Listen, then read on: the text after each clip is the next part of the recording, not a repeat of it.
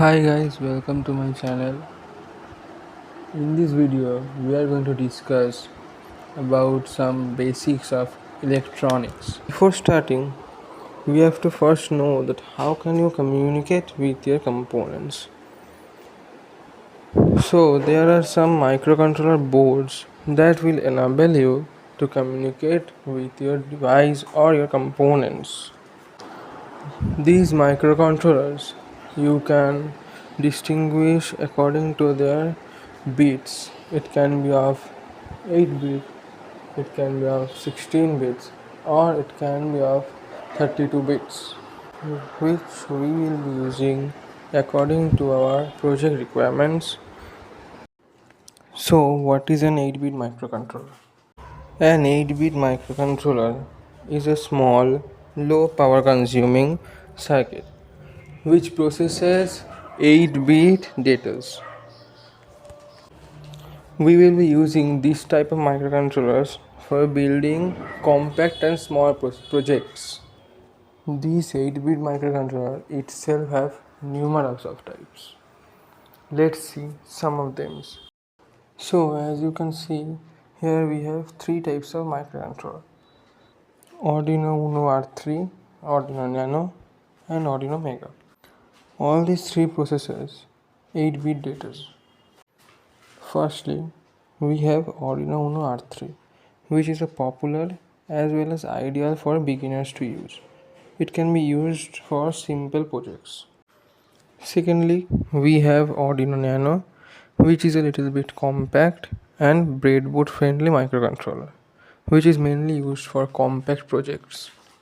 Thirdly, here we have Arduino Mega, which is basically used for projects which requires a large amount of memory and components to be used.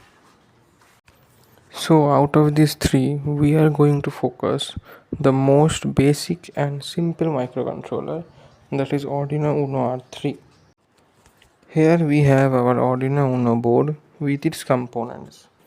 Let's discuss some of its components which will be beneficial for you to make connection for your projects. Here we have a reset button which basically refreshes or restores your board.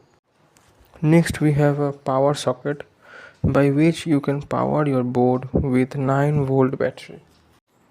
Next there is one USB socket that mainly helps you to upload the program and also acts as a power source.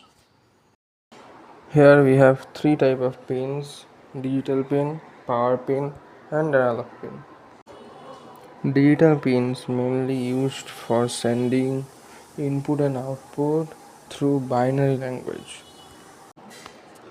and analog pin receive continuous signal having various values. And we have power pin. From the name you can understand that it is providing power to your device. Next, coming to our main component of our board, that is Atmega 328P, which is the microcontroller that is controlling the whole board. Next we have ICSP header, which basically helps you to transfer uploaded program from one board to another.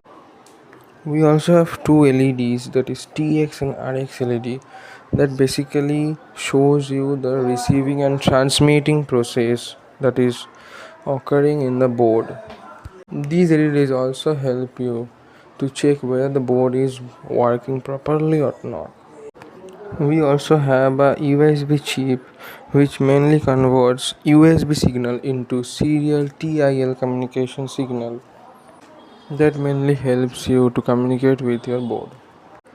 So here we have got a basic idea about the components of Arduino that will be helpful in your upcoming project. Next we are going to focus on the components that will be needed for building our projects. As you can see, here we have our components, that is an Arduino breadboard where our connections will be made, IR sensor which mainly senses infrared rays to detect object. Next we have three types of jumper wires: male to male, male to female, and female to female. Next we have joystick that controls the direction of any motors, LEDs, push buttons, and servo motor which can position itself at any degree between 0 to 180. We also have resistor that we all know that it obstructs an amount of current that is passing. We have a potentiometer that mainly used to regulate the or control any brightness of a LED or speed of any motor. And at last we have a LCD screen that mainly used for displaying anything. So in this video we mainly discussed about the hardware of our Arduino. And for more tutorials stay tuned and subscribe our channel. Thanks for watching. We will be back very soon with our new videos.